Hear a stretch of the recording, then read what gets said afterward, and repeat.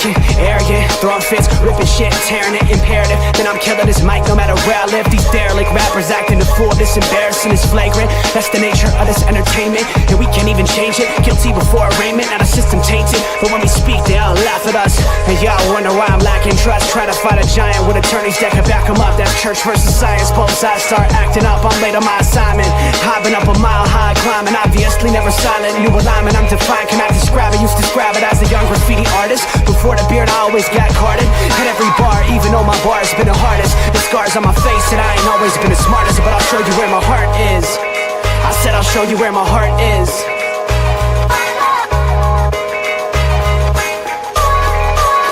I can show you where my heart's at. See it on my sleeve, even if the beat stops my soul. Let's go. It's Tuesday, ladies and gentlemen. A little sports nonsense and whiskey hanging with the fella. Other guy's got some family obligations he's taking care of tonight, which you know how we feel about that. So, Robert, you'll be missed, but enjoy your time. Pinky, my guy, how's it going? I'm here, baby. I got your back. No whiskey tonight, but I am doing a vodka cherry limeade. So, Okay. All right. I was feeling fruity tonight. What can I say? All right. Good for you. Hey, Drink what makes you happy. I've got a rundown of NFL topics for you. Let's go. Let's jump into things. Let's see what we got going on. Oh, buddy. I cannot wait. I've been busy at work, so I don't get to chat with you guys as much lately. And so then I have to get my sports talk in on the podcast. So today it was officially announced the Cardinals are going to part ways with Kyler Murray. Let's talk about it. I did hear today most likely a post-June 1st release just due to the money that it would help them save ever so slightly, but they're kind of putting it out there now so that teams can figure out if there's more than one of them that wants him, and if they want to then maybe potentially trade for him, which, look, anything's possible if you've got more than one person interested, but that would be a wild move if somebody traded for him at this point. Nobody's trading for Kyler. Nobody wants that contract, bro. I don't disagree. That is not happening. It's unfortunate. I still can't get around. Like, he's just too small. I know I shouldn't hold on to that. I know we've seen other guys that are pretty small in stature, but to be a consistent NFL franchise quarterback, there's just certain things you got to be able to do.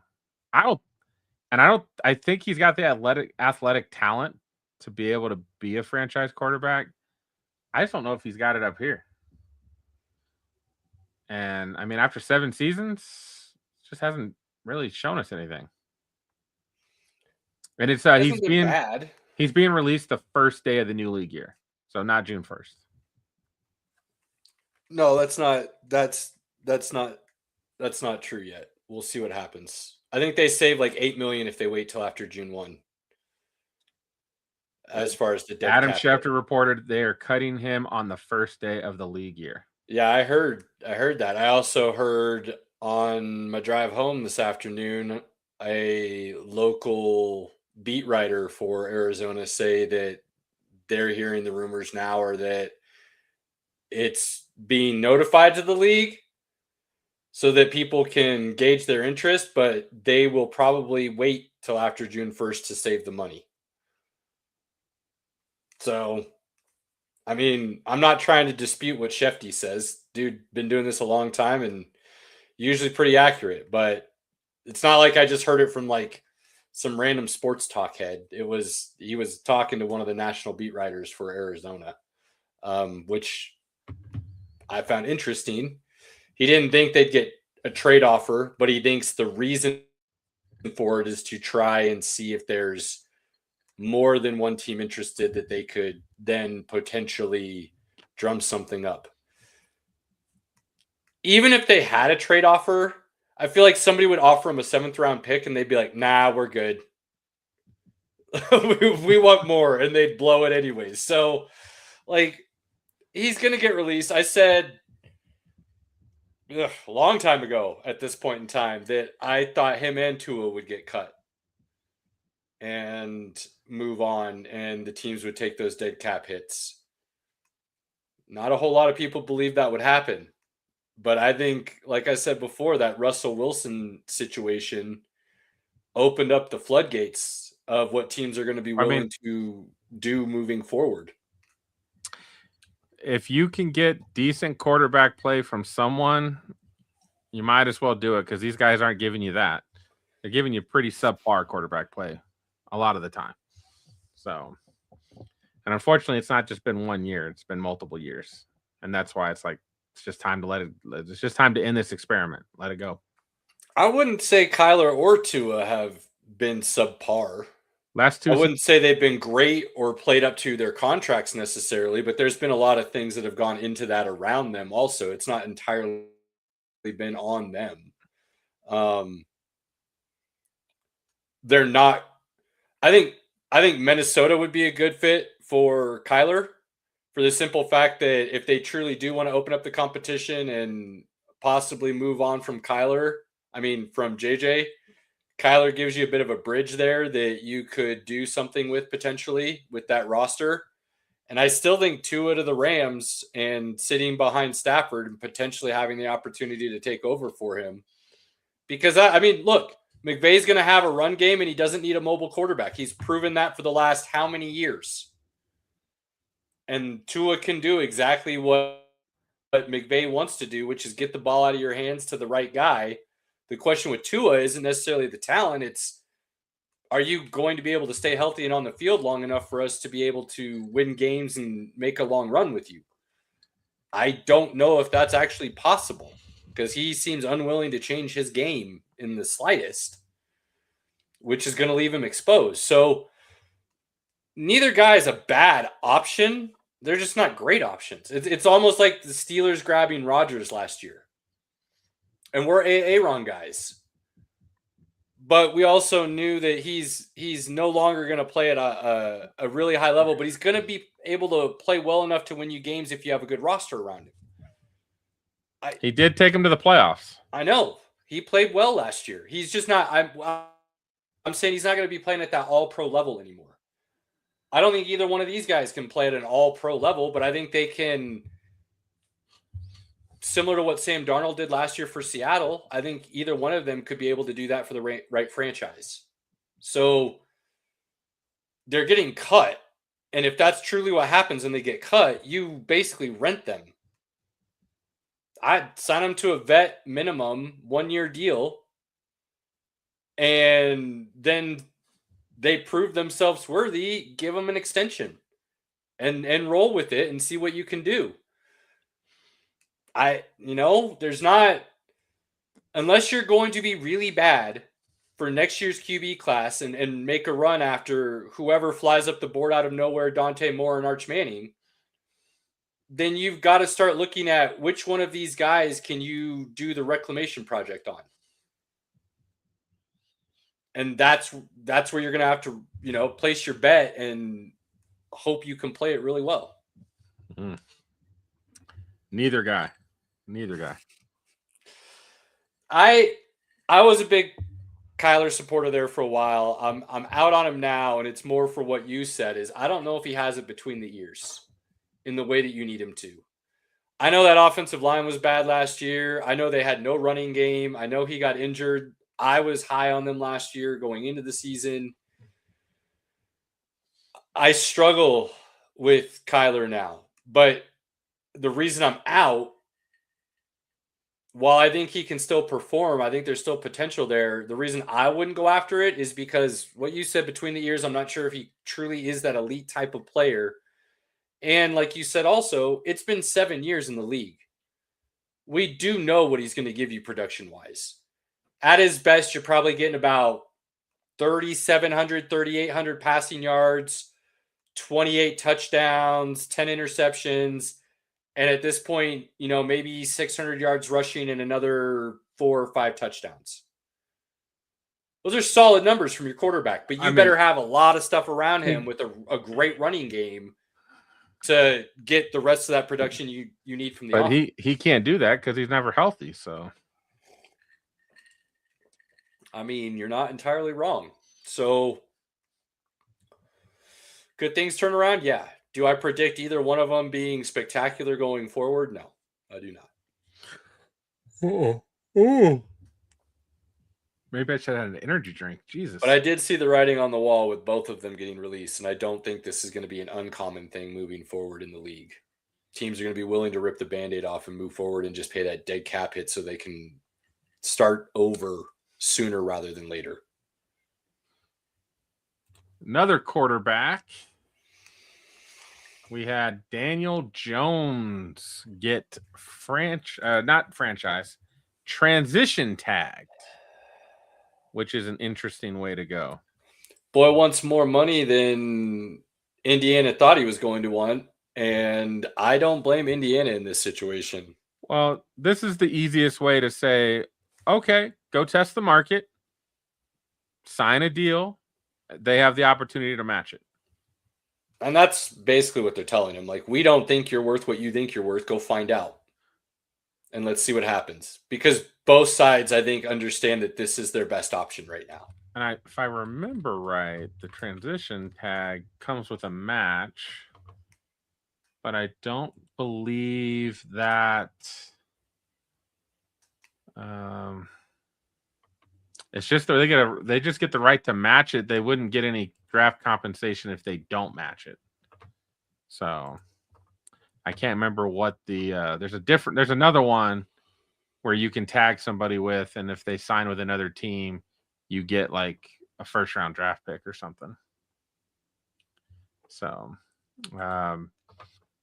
I don't know. This is a tough one, man. He was looking good in Indianapolis. They had a lot around him, though.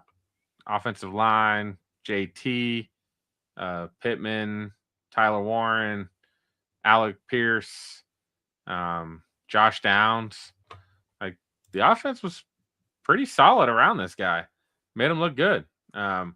Maybe the Giants would have looked that good if they had the pieces like that around him. But then he got hurt again, right? It was Achilles, right?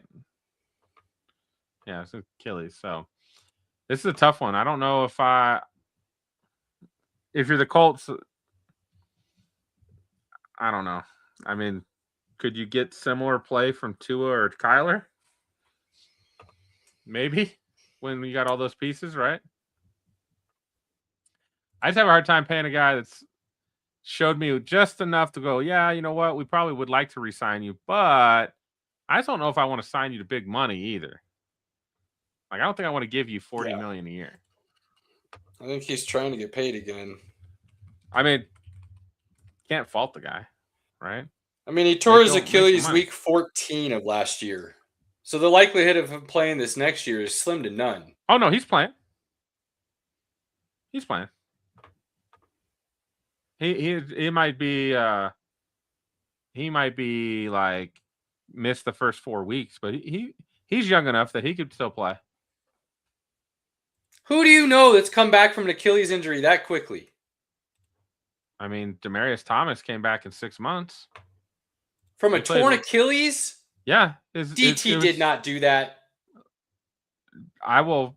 Give me a sec. Keep talking, and I'll pull it up. I mean, I think you're looking at a minimum year time frame for a return.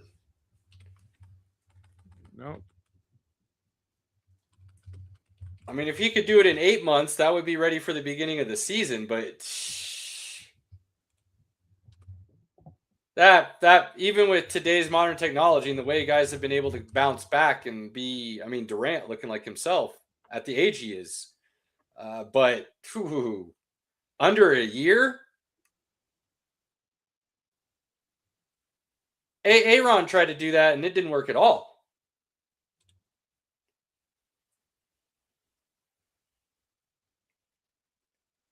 Six months from a torn Achilles. I feel like I'd remember that. basically where I'm going with this is, while it on paper might feel like it's both of their best options, if I'm the Colts, I'm looking at Kyler if I think I can rehab him and he can be a long-term answer, or I'm looking at Malik Willis right now and seeing if he could potentially be the long-term answer. And I'm moving on from Daniel Jones because I don't think he's playing next year. So you're going to throw away another year with that roster and let it age. I think it's a bad idea and Colts have been in some bad situations with their quarterback since Peyton got hurt. Thought you had luck long-term, decided not to build around him the right way. Demaryius Thomas tore his Achilles in February of 2011. Okay. And played 10 games that season. So February to he came back in like October. Mid-October. That's 8 months. It can be done. He's a wide receiver. A quarterback, I think, in 8 to 10 months could do it. How did he play the year he came back in those 10 games? Well, he had Tebow, so like I don't know if yeah, still tough to fair. I mean, I don't expect. He took an 70-yard pass to the end zone in overtime against Pittsburgh that same year. So, no. Yeah, it was 2011. Same year. Damn. All right, good for DT. 2012 we had Peyton. 2011 we had Tim Tebow, and Demaryius Thomas was out for a little bit with the torn Achilles. So look what you learned today. It can be done. It's just not something that's not in 6 months, but closer and sooner than I. All right, fair. So then they're expecting Jones to be back for the start of the season, then run with it. But I mean, and if that's the case, go with it. I mean, you're still probably looking at a year removed before he looks like himself again. Still, not very many guys are able to bounce back and be themselves that quickly. But again, technology is such that things are a bit different now. So I would say let him walk if he does sign elsewhere. Yeah, if somebody is willing to give him more than you are, let him walk. Don't bid that war. That's not stick to that and then go and see what other options you have. You need a long-term solution. And if you're feeling like you're going to overpay somebody who's not quite, don't be that team. Don't do it. It's going to put you in a bad spot. You want to get frisky, trade a second or third round pick for Tanner McGee from the Eagles. He's looked pretty good when he's played. Try that. That might be cheaper. I wouldn't. I know. That shows my trust in some of these other available options. I mean, that's fine. I wouldn't trade that kind of pick though for a backup, unproven. I'd let Justin Fields come play for whatever $5 million deal he wants for a year and then try again the following year before I trade a second round pick for a backup that hasn't done anything. Oof, no. They've got options. That's all I'm saying. They've got options. Maybe none of them good, but they've got them. Watch them bring in Kirk Cousins and just keep their carousel of veteran old quarterbacks rolling. I think Kirk Cousins with that O-line and run game could still win you some games. He wouldn't be bad, but that's the problem. He'd be just good enough to not really be a true contender for a Super Bowl and not bad enough to be drafting high enough to go after one of the top draft prospects. So that you don't want to do that to your franchise. That's a bad idea. So I mean, yeah, I guess if you're predicting him to start the season, then run with it. I was thinking he would be closer to that November timeline, and then there's no point in. There'd be no reason to even transition tag him then. Right, that's true. Nobody else is gonna sign you. Ain't worried about it. Yeah. Unless you're thinking you're getting him at 30 a year, which is, I mean, at that position, it's a steal. Regardless of what kind of production you're getting, that's still a good number if you're looking at your quarterback room and what you're paying. I'm seeing reports Malik Willis is going to go for 30 a year. I don't think that's out of the question. I don't think that would surprise me at all. It wouldn't surprise me if he got less, but I don't think again, you're talking about the top dudes going for 50. So That's if you so can get a gross. starting quarterback, a quality starting quarterback that can go out there and win you games, he doesn't need to be all pro, but if he's a solid, decent starting quarterback and you can get him for 30 in today's NFL, that's a steal. That's 50 is just gross. Look at what the salary cap is now, though. I know. I keep thinking, and that's like third team all pro in the NBA. I'm thinking about this 2024 draft class. That's a career 250 hitter in the majors, my guy. That's nothing. 2024 draft class quarterbacks are going to get like 60 a year. Oh, maybe. Oh. All right, enough Danny Dimes. We'll see what happens with Danny Dimes. Kenneth Walker III. I don't remember what I was listening to today, but I also heard. I was reading Matthew Berry's 35 interesting things I heard at the combine, or something like that.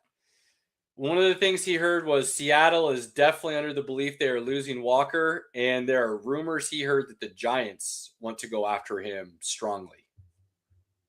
Could see that. I mean, I don't know if I would want to go there because that O-line's been shit for a decade. He looked really good this season based on they had a pretty decent run game. They had a quarterback that played well. He split basically 50-50 carries all season with Charbonnet. Yeah. So was that what the Giants would want to do with him and Scatterbo? Yeah, was Scatterbo? Was he ACL or Achilles? Dislocated his ankle. Oh, that's right. That he might be okay. We'll see. He might be okay. I mean, that gives you thunder and lightning, right? KW3 being more of the lightning and Scatterboo being more of the thunder. Run it down your throat. Definitely could. And Jim jams Harbaugh. me at running back again on fantasy if that happens. I can't get away from these handcuff rooms driving me nuts.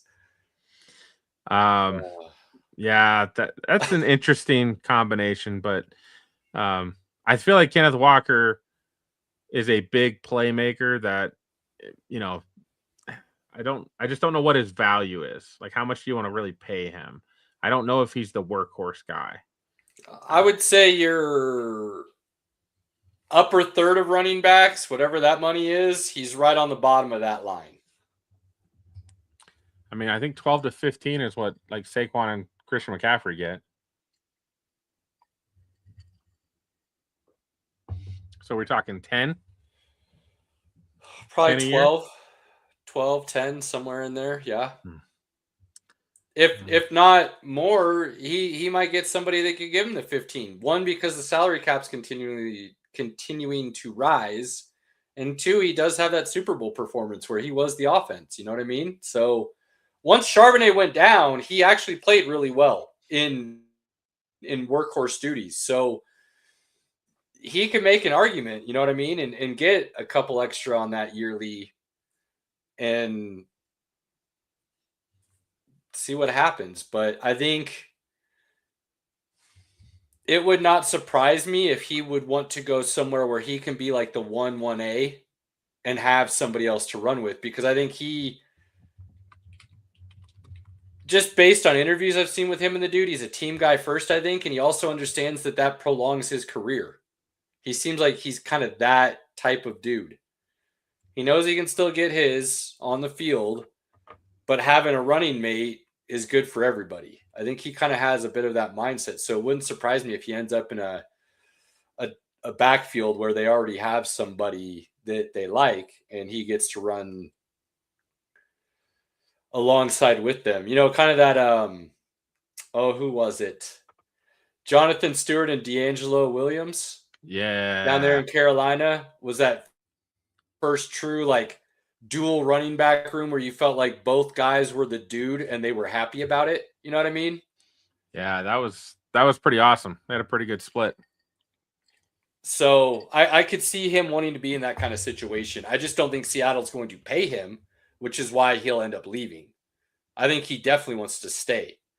They're going to offer him like 8, and somebody else is going to be like, here's 15. His value is never going to be higher. So you got to collect. I mean, I don't think that's entirely true either. I think he could, given the right situation, put up Jahmyr Gibbs numbers.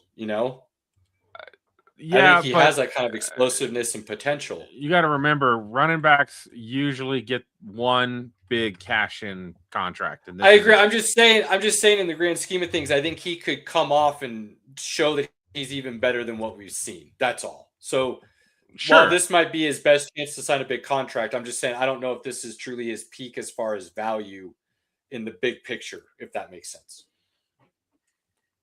I think it's his best chance to capitalize on his value. That's fair. So, because again, running backs, they're limited on their time and value. So you really gotta hit when the getting's good. Otherwise, you get nicked up, and then they offer you less, and then at some point you become the 1-year Band-Aid every year until they find somebody to replace you. So it's a tough position right now. Well, it's funny you say that, because I was actually thinking the other day, I think of Adrian Peterson more like that than I do being one of the best running backs to ever play the game now. And I hate that. I absolutely hate that. But that thought comes to my head more than it does how insanely good he was for a solid 8 years. Because he bounced around so much at the end of his career. And he shouldn't have. He was still one of the best running backs in the league. And he kept showing it every time somebody gave him a chance to run on the field. They just refused to give him a couple-year deal and let him be the guy for some reason. And the problem he had is he kept going to teams that weren't very good. So those are the only teams that would pay him. So then that's the other problem. And now he's broke. So now you know why. You gotta be smarter than that. Gotta be smart with your money. I still remember to this day. Oh, we'll talk about that offline. I don't want to share his business. Another interesting nugget. Before you jump, still on running backs real quick. The Jets said they're going to franchise tag Breece Hall. Yep. And I heard, I think this might have also been Matthew Berry's interesting things he heard at the Combine. The two teams at the top of the list right now, he thinks, for Travis Etienne are Kansas City and New Orleans. Okay. Kansas City would be scary because then they can use that top 10 pick on line or defense, whatever they want to do, instead of a running back if they did think about Jeremiah Love. I'm not trying to say Etienne's as good as Love. I'm not going down or even having that conversation right now. Just saying Etienne, I think, is a very good back, and you wouldn't need to draft Love that point anymore. The Kansas City Chiefs are not drafting a running back at 9. You keep saying that because you don't think Andy Reid would do it, but it would not surprise that's a me team. in the slightest. That's a team that's normally has followed their script. Not saying they can't go off script, but they have followed their script when it comes to building in the trenches, and they've got some weakness on their O-line, specifically their right tackle. They also have some weakness on their D-line with Chris Jones getting older and only showing up occasionally. They need help in those areas, and there's a couple really good defensive tackles and defensive ends, a couple good O-linemen. I don't see them drafting a player like Love at 9, which he's awesome, but you could probably get better on defense in the offensive line and draft another running back in the 3rd round. I'm not saying you're not right or wrong. What I am saying is nobody thought they were trading up for Patrick Mahomes either. So I think they're willing to do the big splash and go about building things. Trading up for a quarterback and taking a running back at 9 are two different conversations, Caleb. Completely different conversations. Quarterback's the most needed position in all of football. Running back is one of the biggest positions of you can get that value anywhere in the draft. No. I think it's been proven now, and all NFL teams would agree, difference makers are hard to find. And when you believe there's a difference maker, you do take that and you do not let it go past you. So you're talking about the Chiefs like they're rebuilding. I think you give them a running back like that, Patrick Mahomes healthy and all their weapons healthy for a full season, they can figure out the offensive line later in the draft and free agency. Can they? Absolutely. Because if they had, they wouldn't be so bad on the O-line right now. Sometimes you swing and miss. Sometimes you let guys So walk. it's not a guarantee that you go and get a competent O-lineman to replace the crappy O-lineman you already have. No, it's not. But it there's no guarantee that just because what are the worst things teams do is draft for need, not based on the best talent available. And it's hurt a lot of teams over the years. And I find it very hard to believe that the Chiefs would be a team that would draft on need and pass on what many believe is a generational talent at that position. Because that kind of talent in the backfield has proven over time that it can make a bad line decent, a decent line good, a good line great. Those do help each other. So we'll see. We'll see. But I think if Etienne ended up there, obviously I don't think they'd go after Love. So that would be an interesting push. I don't think they'll go after Love anyways. So there's that. They're not taking a running back at 9. I'd probably make a crazy bet on it too. Because that's just not something you do. Desperate teams draft running backs in the top 10. Good teams normally don't. Back to Trey Hendrickson. Statement. That's not a weird statement. It's a fact. It's not. How is that? How is that a fact? Name a good team. Well, most good teams don't draft in the top 10 to begin with, so there is that. But the majority of good teams draft other positions of value over running back in the top 10 or in the first round. The majority of running backs throughout the league that go in the second to third round or even deeper make a really good impact, and then you didn't waste the top 10 pick on a running back. You could be Saquon was not. Saquon was a little bit better than average, even with a really bad O-line. So it's possible, but they still didn't win games. Chiefs are still trying to win championships, man. They got to build out. They got to build out around. Yeah, the Chiefs are still trying to win championships. You're right, and you're acting like they're rebuilding, not reloading. Their O-line is bad. It's bad. It's been bad for years. It's been really bad the last 2 seasons. And they've gone to the Super Bowl with really bad offensive lines. And the 2 times they did with really bad O-lines, they got mollywopped. I'm just saying. Drafting one O-lineman at 9 isn't going to do... I think they'd go D-line at 9 myself, but O-line would be the other option because their right tackle and their left tackle positions are atrocious. Either way, I'll say again, drafting for need and skipping on talent, the only way that ever works is if the need you're drafting is also a talent. And right now there's not any generational talents that people are looking at as far as that defensive line. Jeremiah Love is one of those dudes. He just is. And if you believe you have a competent front office, then you can fill the holes you have through free agency and later in the draft. Maybe they won't be great, but they can still be good. And that combination with a generational talent, I would rather have than a good running back and a good offensive line. I'd rather get good and great. And I think that's the potential they have to do right now. But when I also have a quarterback that makes so much money and actually makes our team really good, I'd rather protect him with a good O-line versus just a running back. I think you can still do a good O-line in this draft and free agency. I think you're trying to get great, and I don't think you need great. I think you do when you have a quarterback like Mahomes.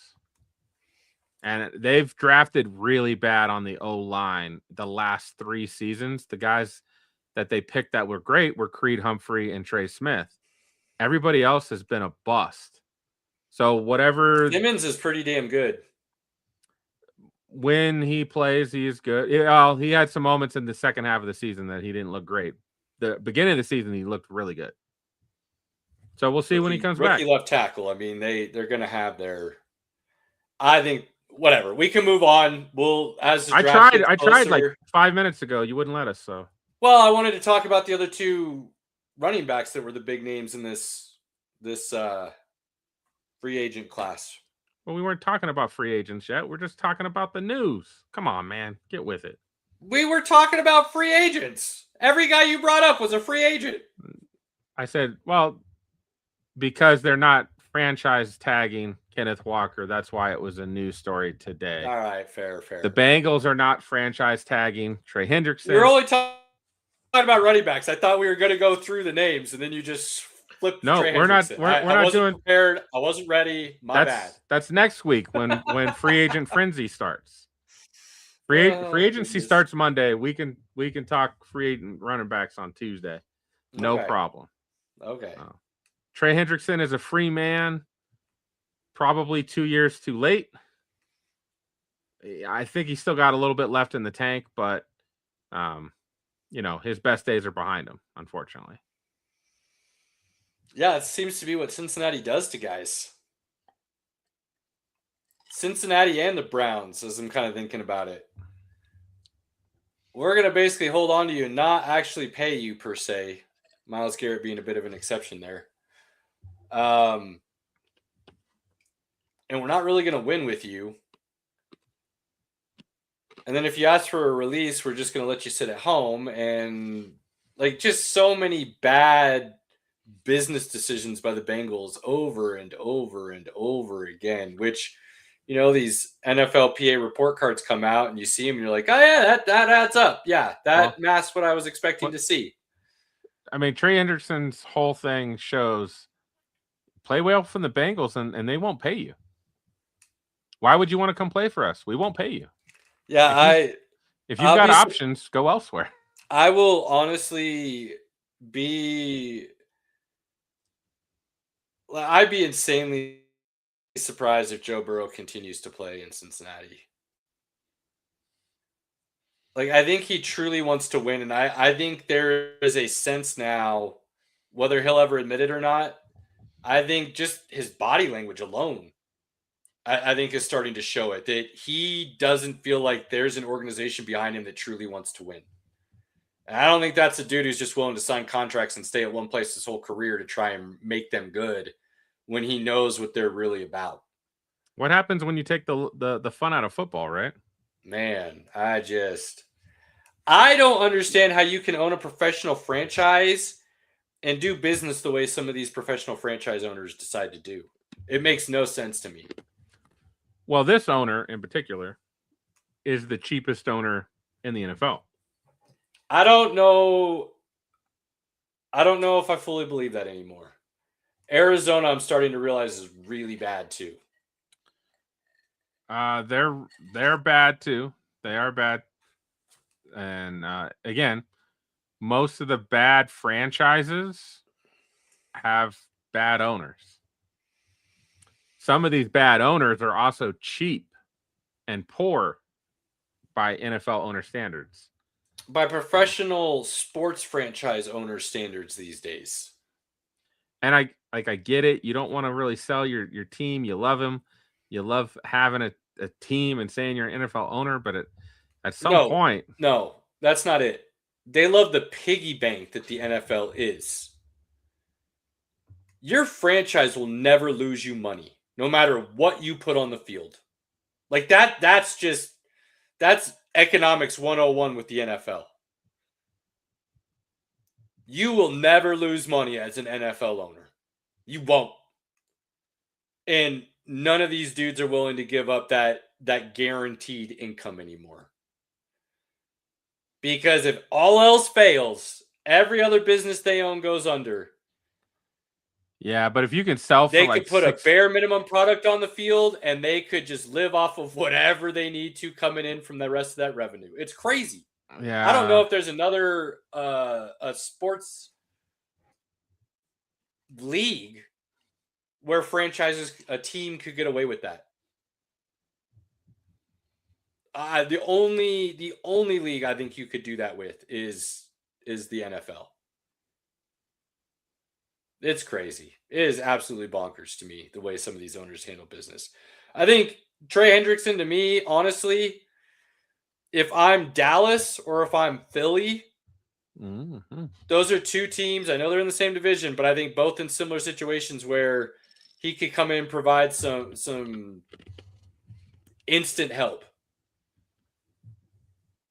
I didn't think Dallas right away, but that would make a lot of sense. That would make a lot of sense. The other one I had, it's funny because I think all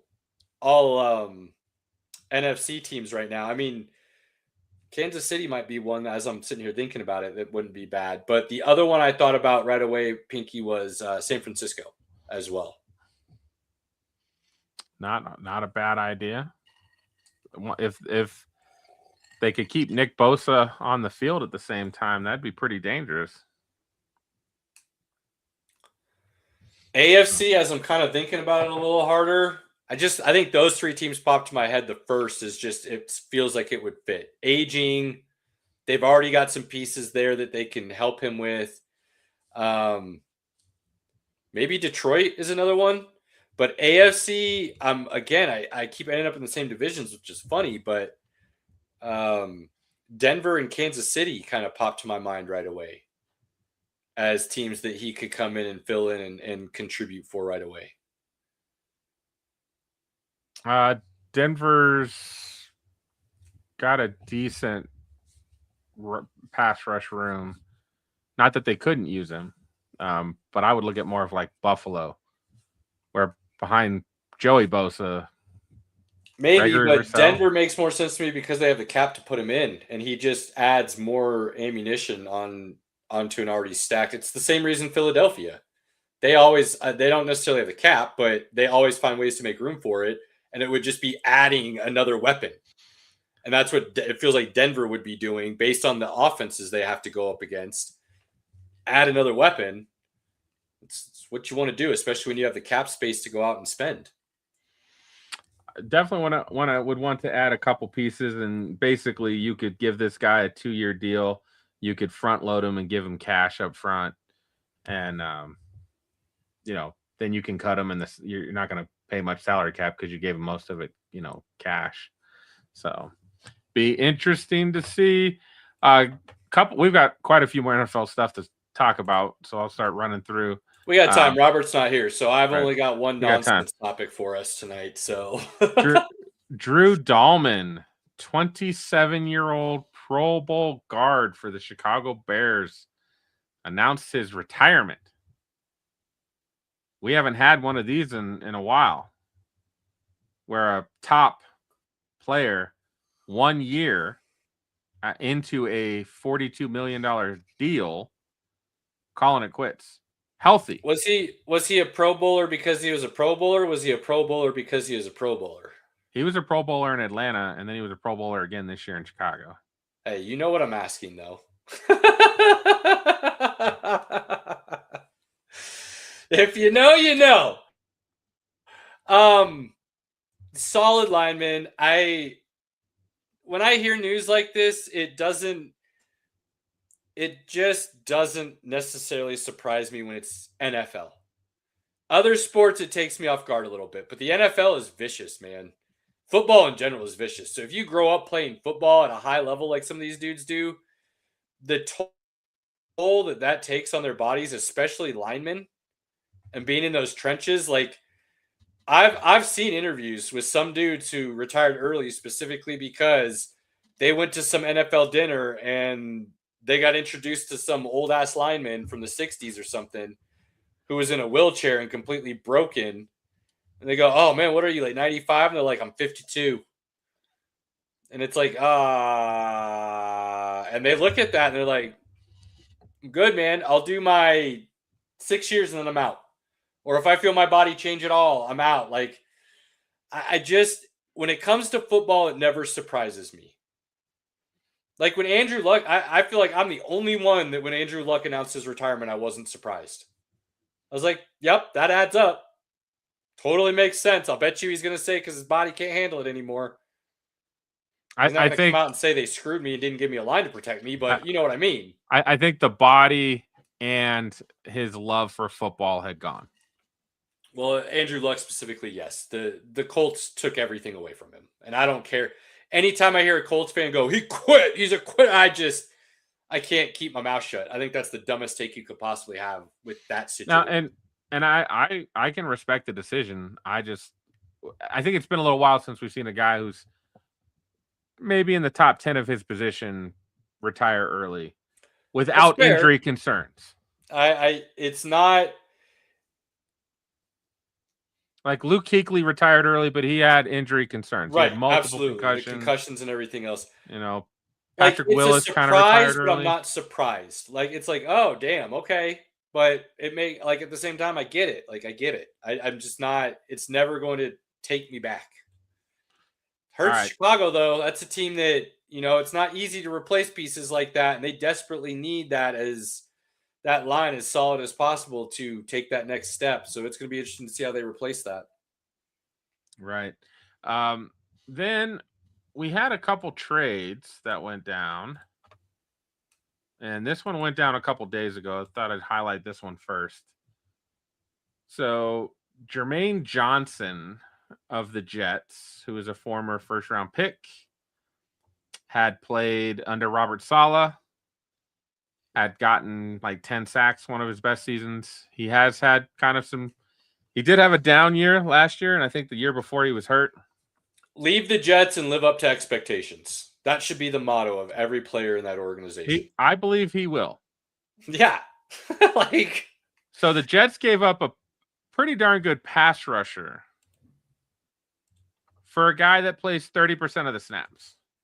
And Devondre Sweat. Look, I'm not going to lie, Pinky. When I saw this trade, and this was straight up. It went from fingertips, barely holding on to my Justin Fields hope, to full hand grips, holding on to my Justin Fields hope. Because I was like, damn, the Jets are that bad. They're that dumb. Maybe Justin could still have a chance. But it's like, I don't know why anybody's resigning with them. Like, what's Garrett Wilson doing? That dude's probably got to be looking at this situation now, screaming how badly he wants out. Like, I fully believe that. I have a hard time believing that's not just the worst ownership in the NFL at this point in time, but also the most unintelligent ownership in the sport. And you hear stories about his son giving advice and dad going with it based on Madden ratings and stuff. Like, that kind of stuff doesn't just get made up out of nowhere. When you've been this consistently awful for as long as you have. And even when Rex Ryan was there and they got to the AFC Championship game a couple years in a row and stuff, it couldn't be sustained. It was like lightning in a bottle. And even Rex suffered after that. And then they ended up firing because he was so bad. So even when they have one or two good years, they come back down to earth because nothing's changing. So good for the young man. He gets out of there. There's a chance Saleh just kills it there with Tennessee and the new front office and everything. And they do make good choices. And Cam Ward does turn out well for them.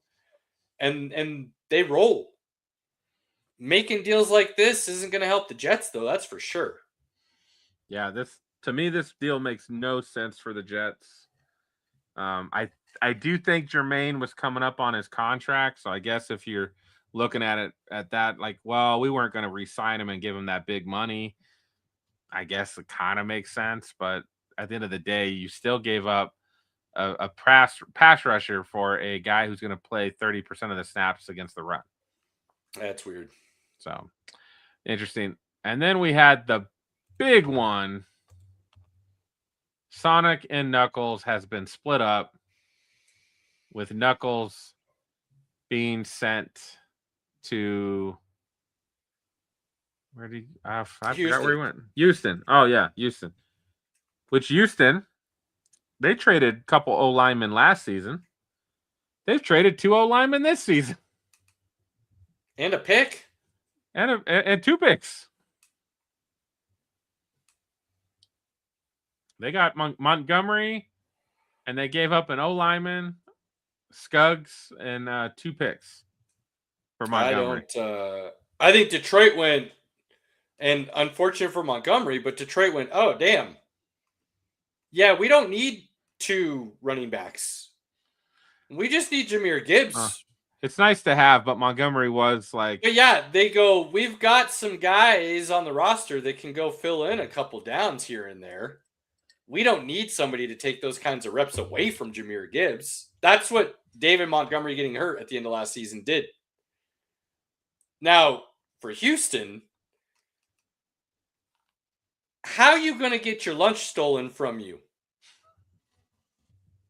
Because you're giving up.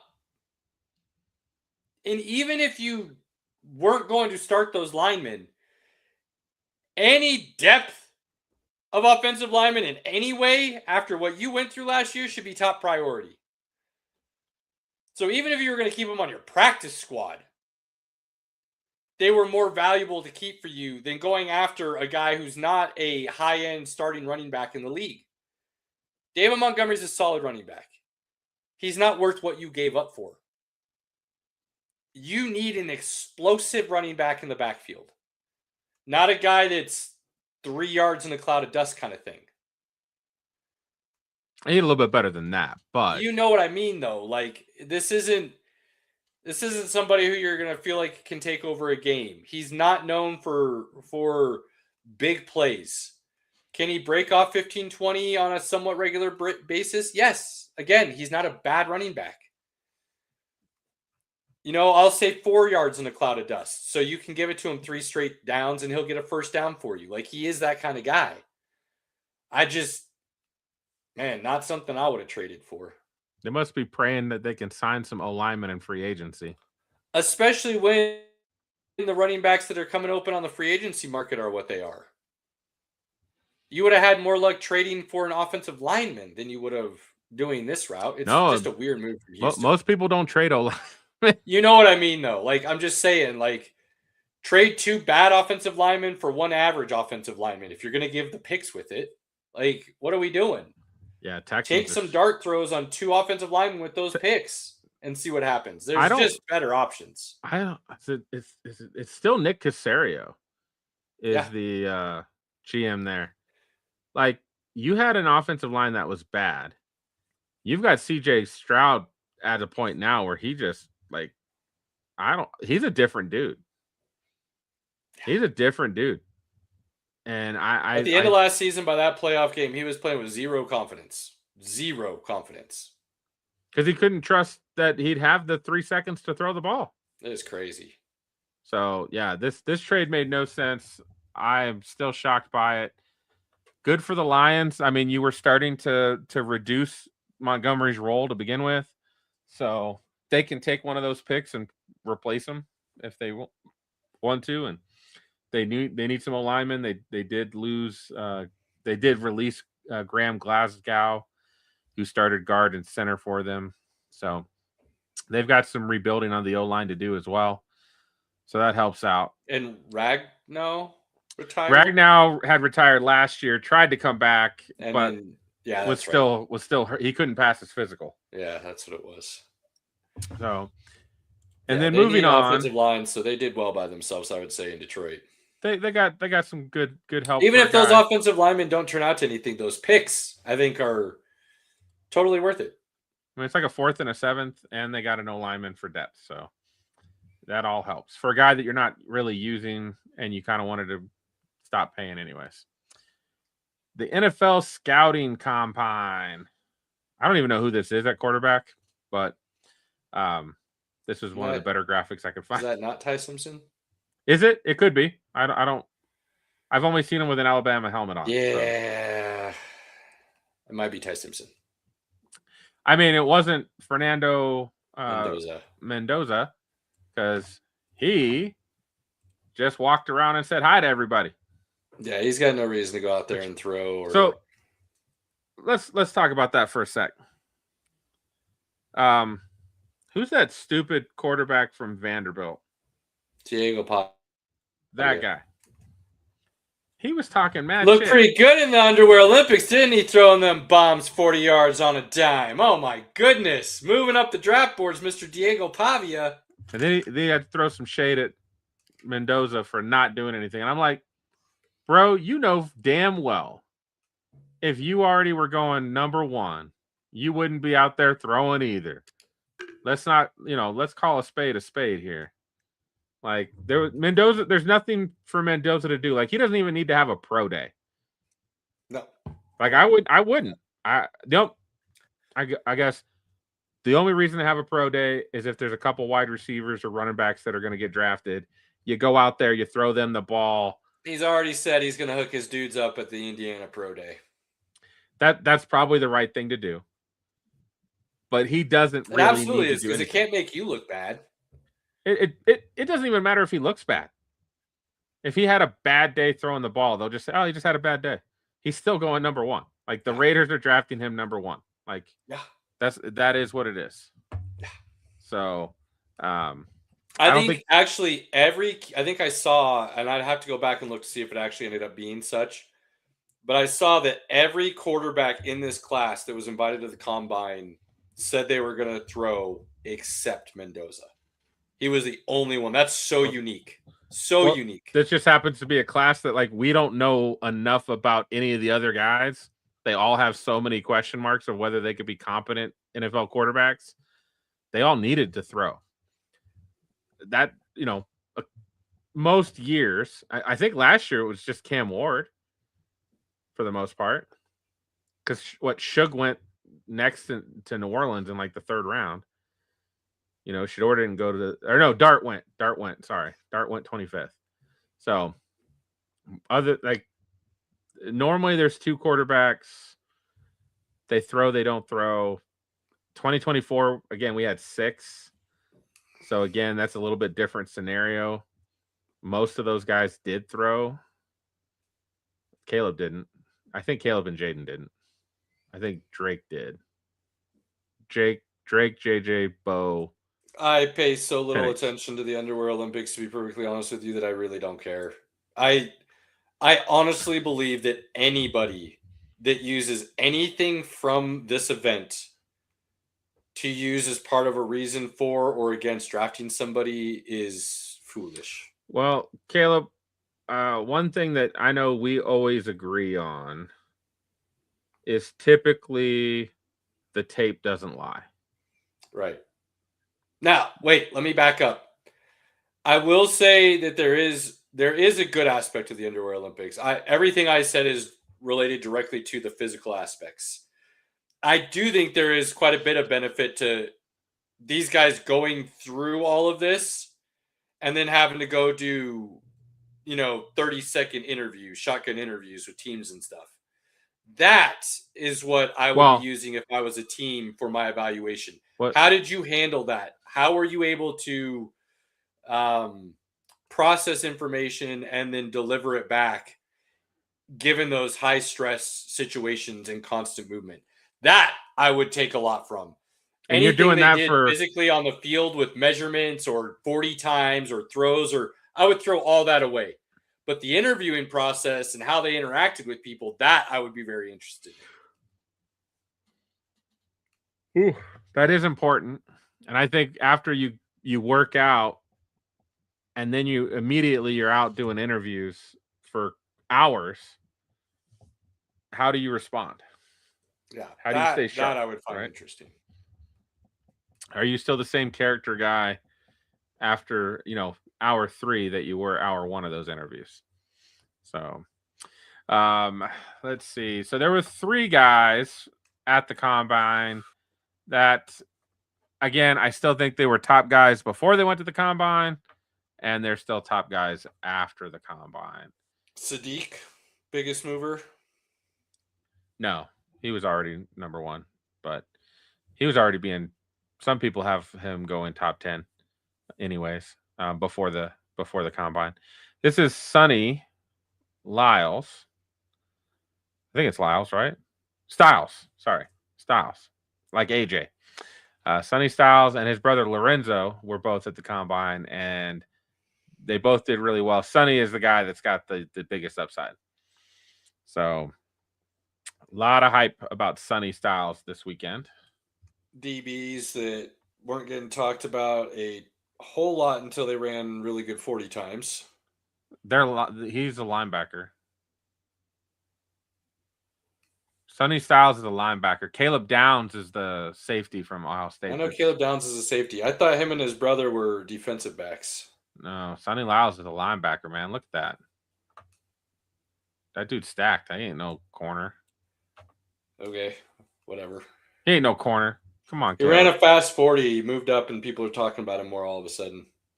Again, I just don't care about any of this. Jeremiah Love ran a fairly fast 40.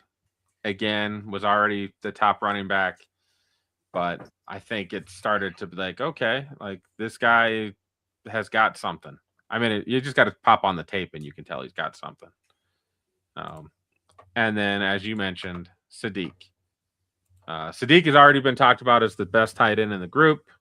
His fast 40 doesn't hurt his stock at all. He is the top tight end in this. I think his measurables at the combine guaranteed him a top 10 pick.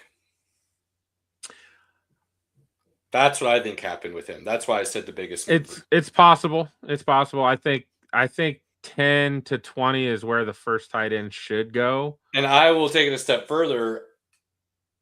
I won't say guarantee, but it would not surprise me in the slightest if somebody trades into the top 10 to grab him.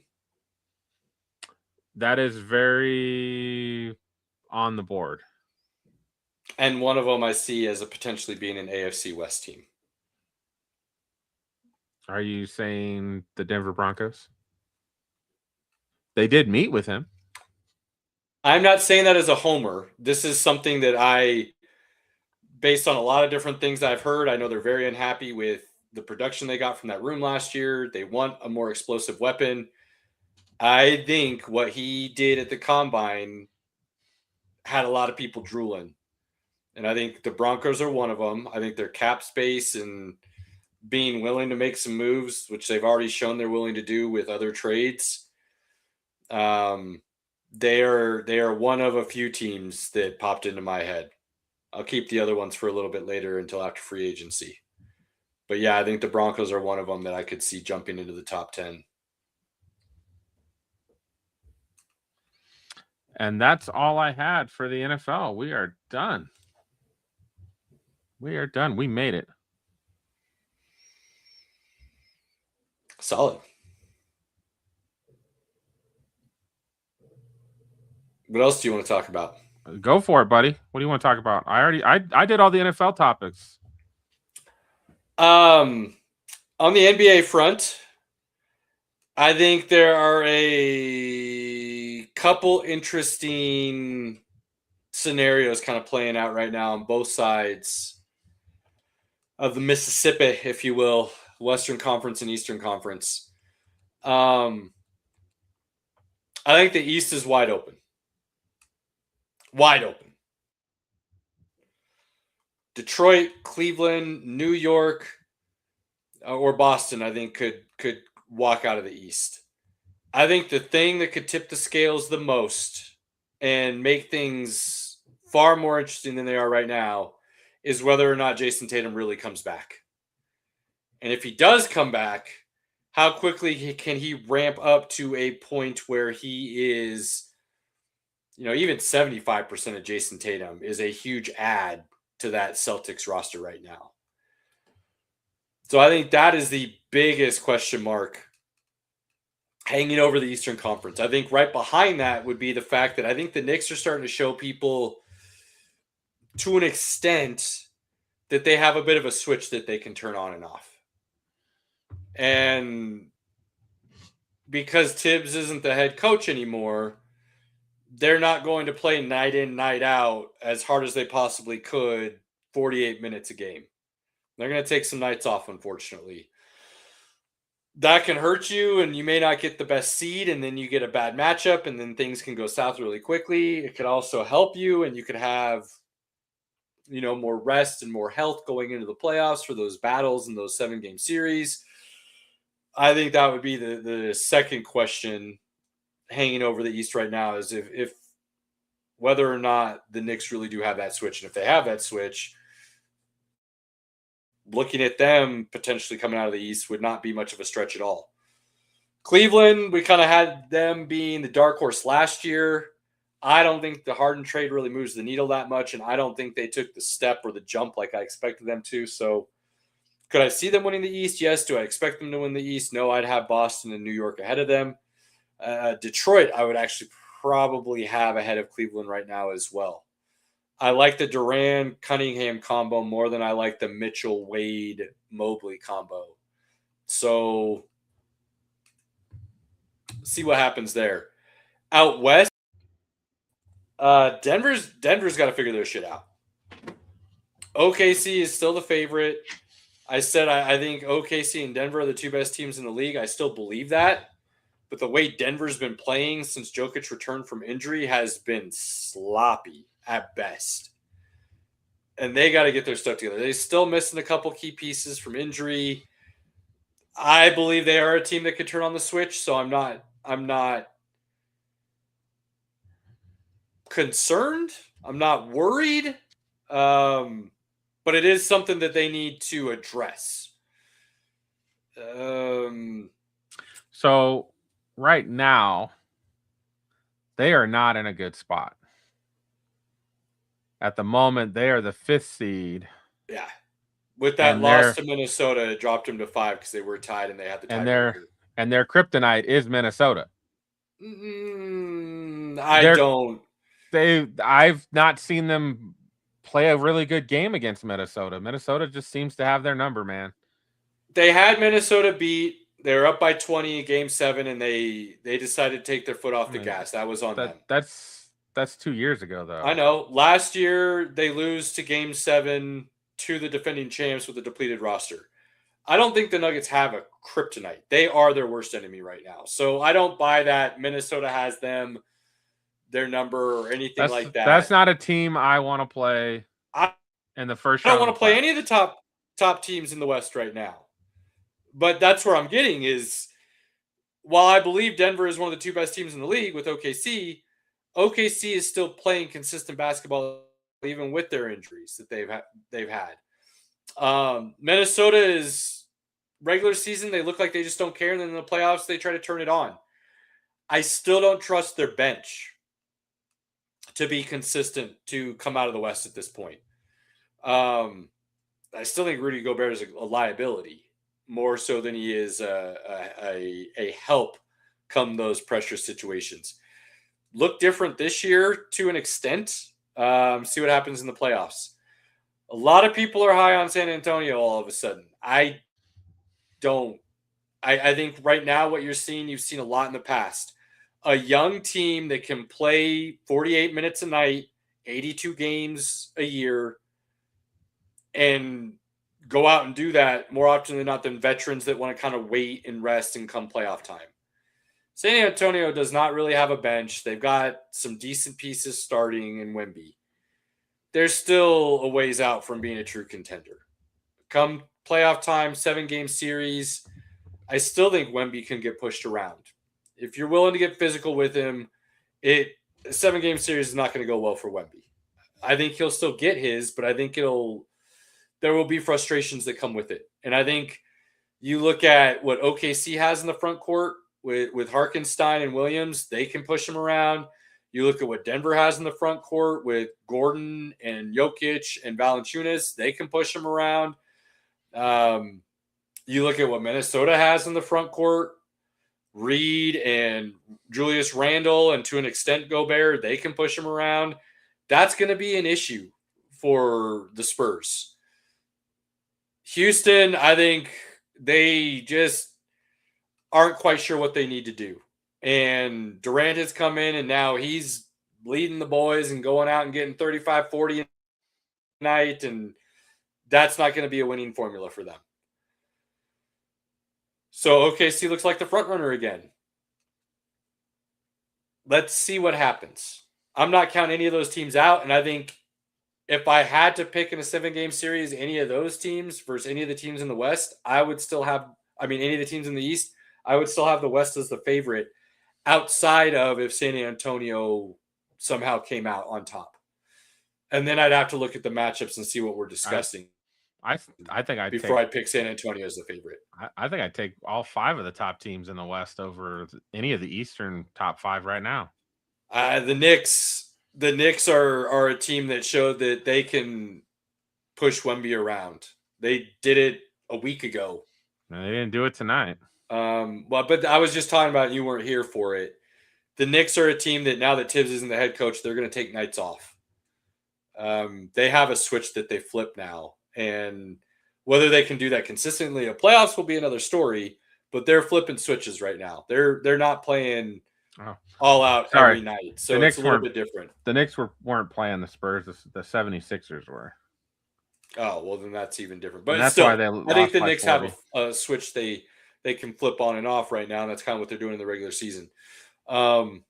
They would be the lone exception based on matchup that I may not pick a West team. Outside of that, yeah, I think those West teams are still superior.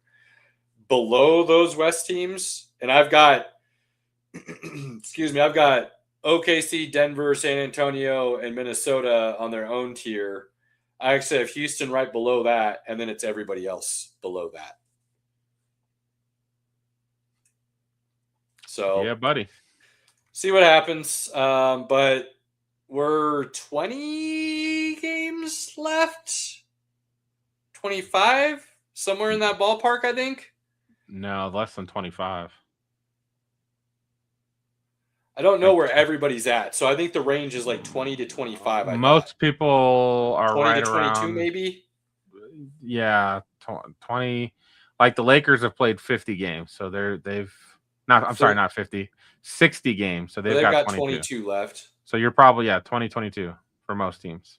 Somewhere in that ballpark is what we're looking at left. So there can still be some movement, but you're going to start seeing the standings shake out as far as who's in, who's out, and the seedings are going to start at the bottom half, start showing who's in the bottom and who's in the top here pretty quickly. There won't be much movement outside of that. The West is what's going to be interesting because where I said I think you've only got 4 teams in the East that have a legit top shot. Those are going to be your top 4. Somebody's going to get non-home court in the West that could make a run all the way to the finals. And we have not seen a team do that in a little while. That's everybody believes is a true championship contender. So it'll be interesting to see how that top of the West falls out because somebody's not going to get that home court. And it's going to be interesting to see who it is and how that affects the situation. Because that's the 4-5 matchup. So, if that ends up being Denver, Minnesota, that's a banger right from the jump. Yeah, that's going to be pretty crazy. If you look at that, that's where you start getting real interesting scenarios where if it's like, let's say it is Denver. Do you then say, well, we already don't have home court. Do we want to look at going maybe down to 6 and getting the 3rd?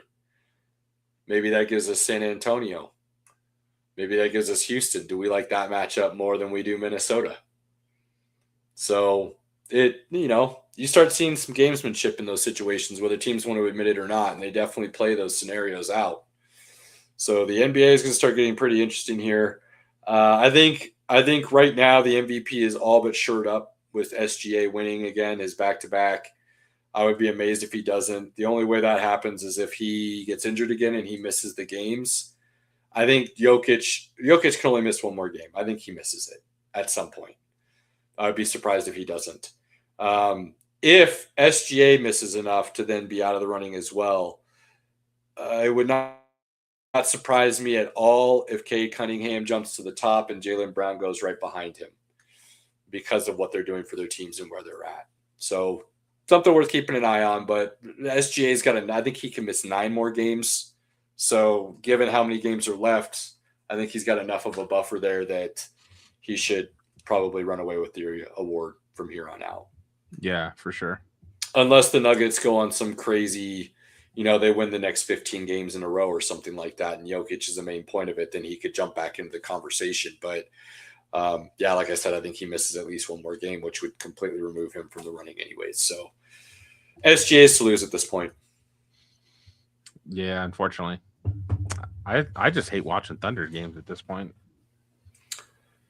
You know how I feel about basketball and everything, but the Thunder have ramped up the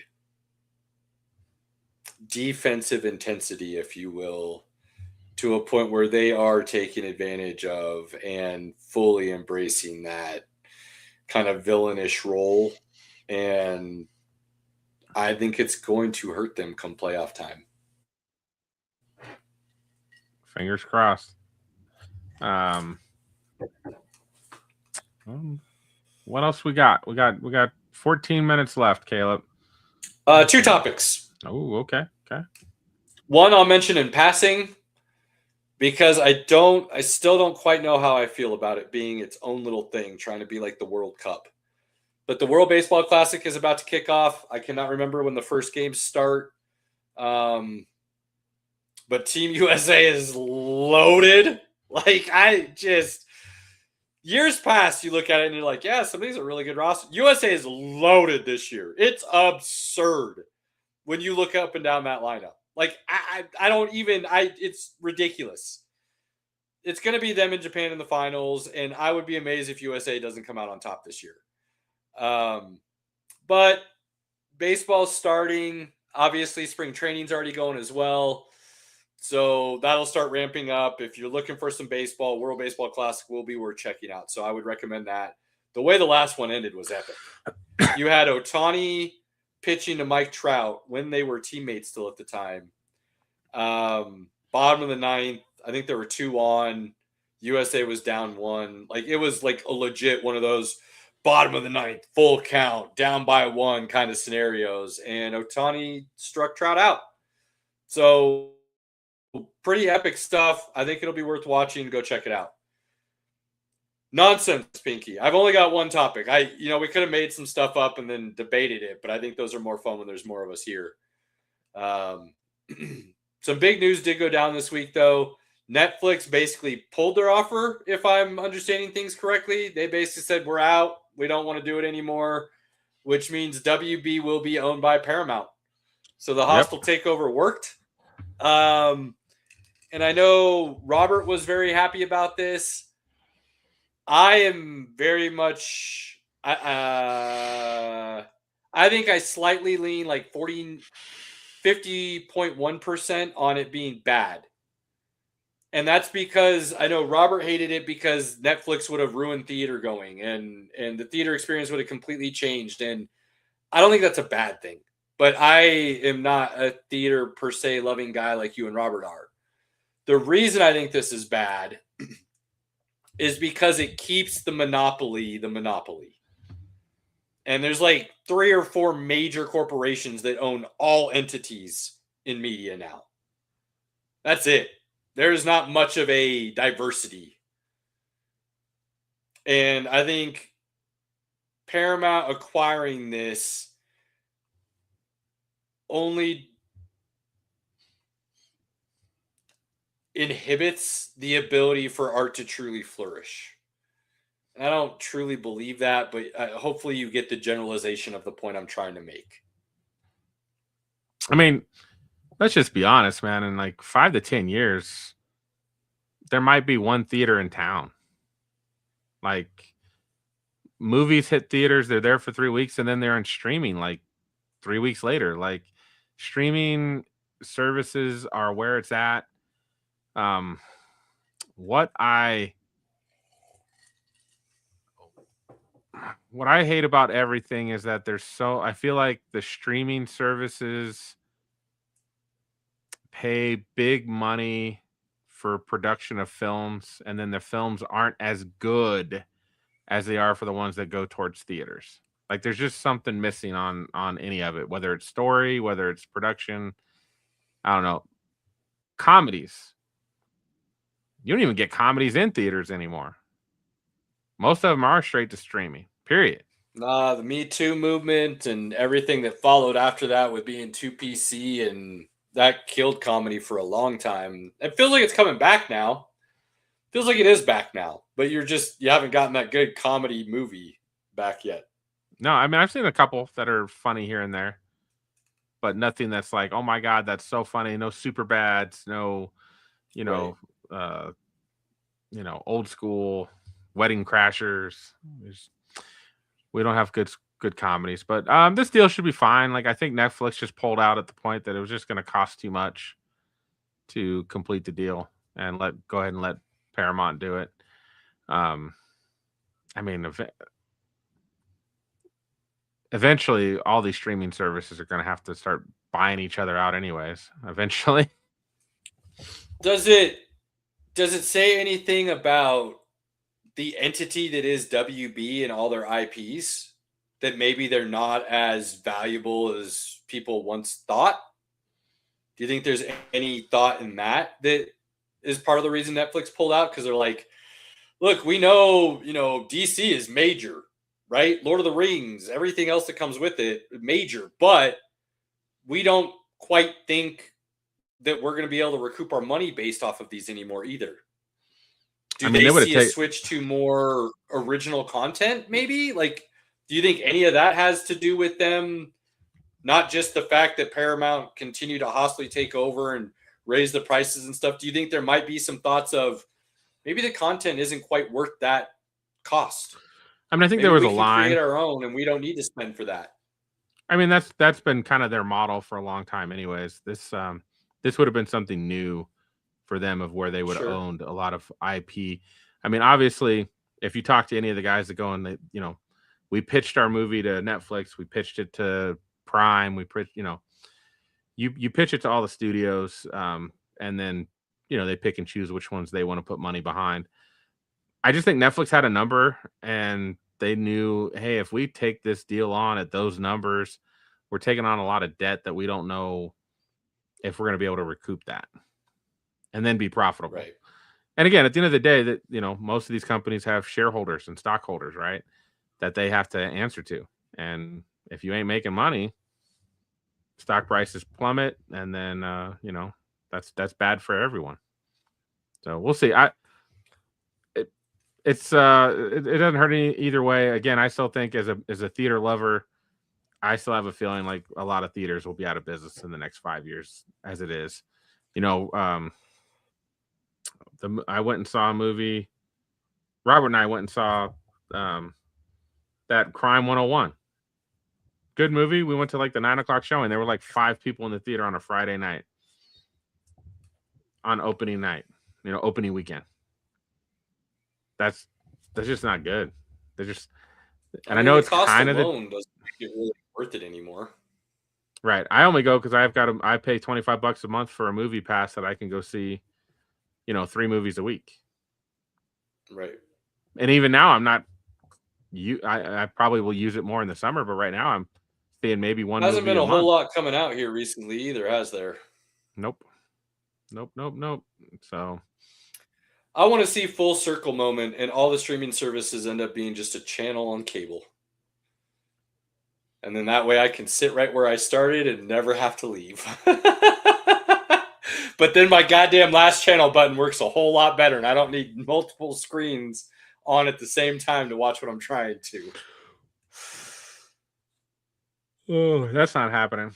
But I'd like to see more of these streaming services merge. I am excited that if this all works out, HBO and Paramount, their app is merging, so then I won't have to pay for 2 apps anymore. Sounds like HBO will absorb Paramount, which is basically all of CBS's content. Right. So that'll be interesting. how that goes down and what that looks like. Yeah, I don't think it's like I said. I think I'm ever so slightly on the side that this is a bad deal, just because it monopolizes things or keeps them monopolized, if you will, and it seems like the more that happens. I mean, I'm a Nike guy and an ESPN guy. I have been ever since I was a little kid. Pinky and I have talked about this a lot, and he's made fun of me for some of my ESPN love, and I get it. But even I can admit it's awful, most of their programming now, compared to what it used to be. Sports Center is nothing like it used to be. It's not an actual sports news show anymore. It's more of a Entertainment Tonight gossip kind of show. Things move in that direction, and it's because the market of what's out there competing with you shrinks. Well, a lot of people get, and again, this is, we're in a whole different era now. Now people like get their highlights on YouTube or Twitter or Bleacher, or like they don't go to ESPN for their highlights like we used to, right? You didn't have these services before where you could watch. Yeah, I don't get that. I from. miss the days where I could turn on Sports Center and I got highlights from every game, from every sport, scores, stats. That's so much better than going to 8 different sites trying to find it and getting little highlights about one team and one team only. I don't know why it will this quick click, one shot, one trick pony kind of society that we live in with social media and everything else. I know I'm really far behind on the technology and the times, but it just still doesn't interest me that way. I want to consume my information differently still, and I struggle sometimes trying to get it the way that it's delivered these days. Well, everybody else likes instant gratification, Caleb. So Them people didn't live struggling when they grew up. They need the real life. Need to see what the people have to deal with. If kids today knew what we had to struggle with in the past. Get to stay inside and play video games all day in the dark. We got kicked outside and had to live in the light. Facts. All right, brother. I'll say closing thoughts here. Man, Robert and I got to go see AEW last week, and they did not disappoint. That was a hell of a show. Live wrestling is just it's awesome. As a sports entertainment fan, it is awesome. So kudos to Tony Storm. One of the best things going. Yeah, you legit don't have to care about wrestling at all. Just go type in Tony Storm promos and just listen to her rant and rave for a couple minutes. She is, I mean, on a mic, that woman can speak poetic for sure. Tits up. Sure. That's one of her catchphrases. Oh, fair. Okay. She's wild. Chin out, tits up. Good for her. I like her. March means madness. And we are a week away. I'd have to check my dates again exactly. I believe we're a week away from conference tournaments starting, which then means we're basically roughly 2 weeks away from brackets. It's going to come up quick. I should probably look real quick. I'm saying this out loud. We've got just a second. Let me see real fast here.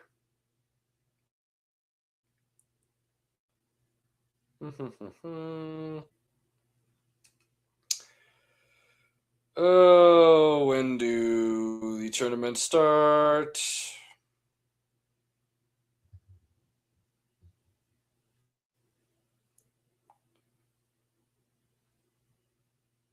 That's all conference tournaments. Yeah, so we're a week away from conference tournaments ending, basically, roughly. About a week and a half from brackets.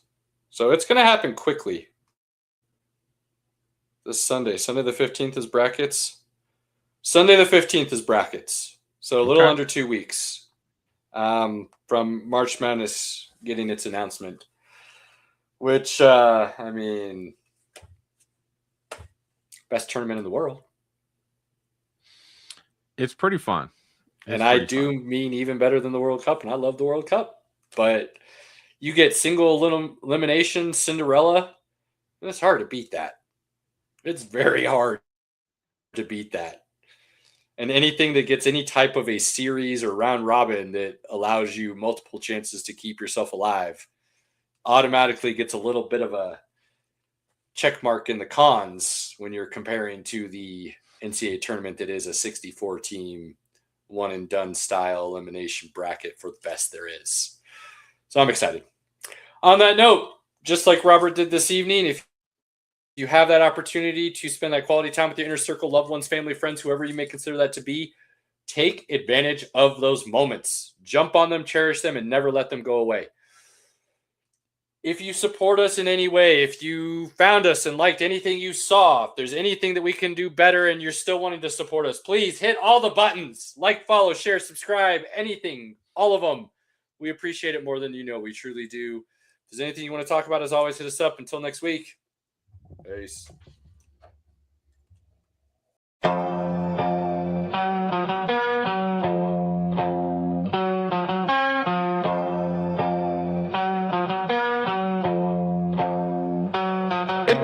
Pinky in the building, reppin' orange and blue. Broncos country, yeah, you know how we do. High take so wild, you remember the name. From college ball to the pros, Caleb spitting game. Robert here, the pop culture plug. From comics to racing, pour the drink in the mug. Sports, nonsense and whiskey, yeah, bold talk. Good laughs and a glass in the air. Sports, nonsense and whiskey, right? Kick back, tune in, take